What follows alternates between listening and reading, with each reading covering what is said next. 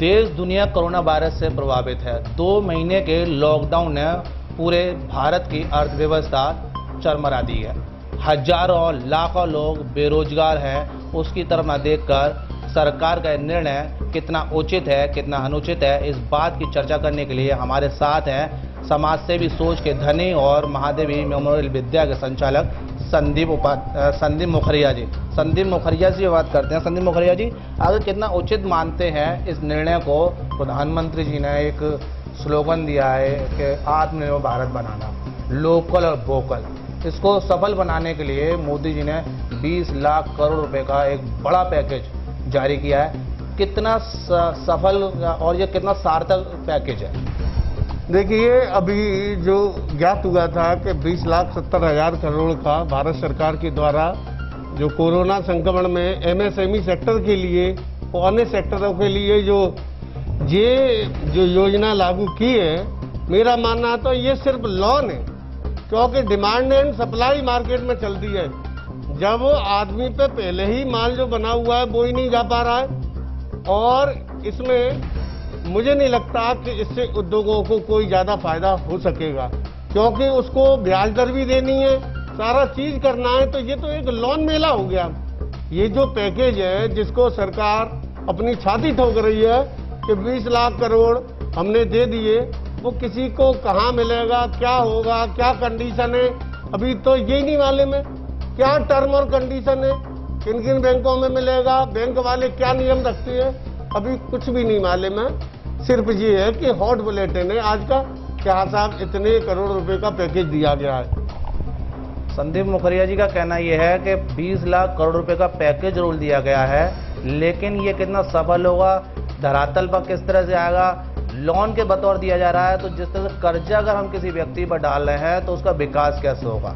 सही बात है, क्योंकि अगर विकास करना है तो व्यक्ति की सोच स्वतंत्र होनी चाहिए, व्यक्ति स्वतंत्र होना चाहिए, कर्जे से मुक्त होना चाहिए, तभी जाके कहीं ना कहीं देश का विकास समुचित हो पाएगा। निश्चित बात, सही बात है। लेकिन अगर हम बात करें 20 लाख करोड़ की, फिर बात वही आती है, लेकिन प्रधानमंत्री जी ने कहा है कि हर एक व्यक्ति को इसका लाभ मिलेगा।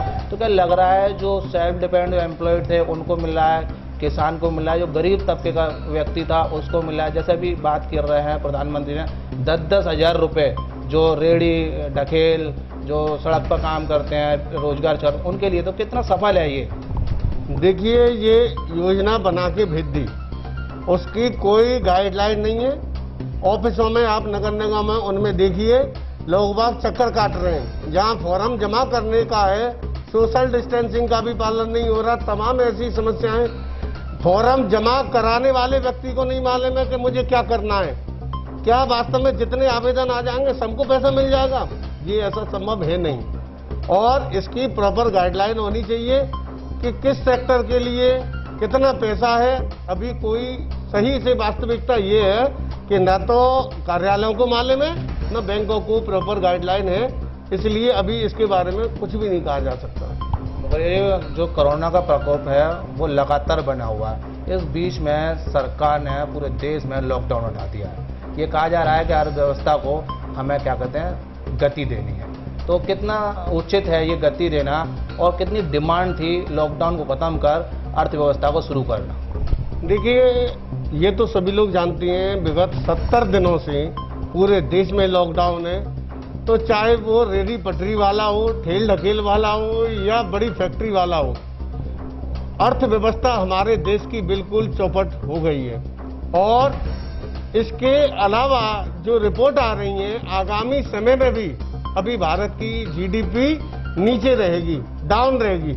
अर्थव्यवस्था में अभी सुधार होने में बहुत समय लगेगा।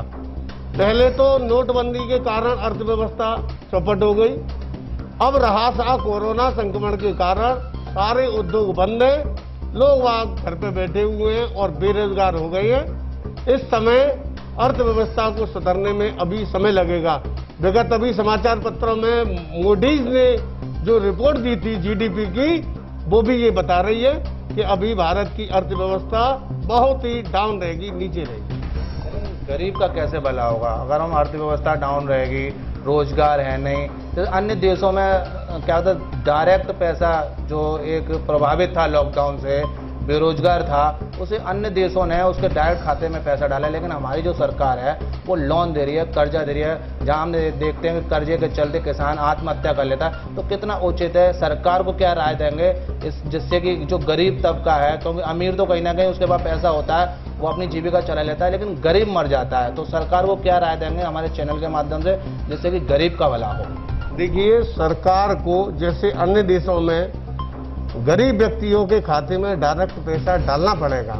कम से कम 10,000 रुपये, 7,000 से 10,000 रुपये यदि आप प्रत्येक गरीब के खाते में डालेंगे तो उससे कुछ फायदा होगा, क्योंकि वो उससे सामान खरीदेगा, मार्केट में डिमांड पैदा होगी, तो कंपनियों का जो संचालन है वो बढ़ेगा। यदि आप पैसा नहीं देंगे, आप खूब लोन कर दीजिए, लेकिन जब तक मार्केट में डिमांड पैदा नहीं हो पाएगी कुछ भी नहीं हो सकता। इसलिए मेरा मानना ये है कि आप लोगों के खाते में पैसा डालिए, पैसा डालेंगे, बाजार की डेली यूज की जो वस्तुएं हैं वो उसको लेके आएगा, खरीदेगा। लेकिन सरकार का ऐसा कोई कदम मुझे लग नहीं रहा है।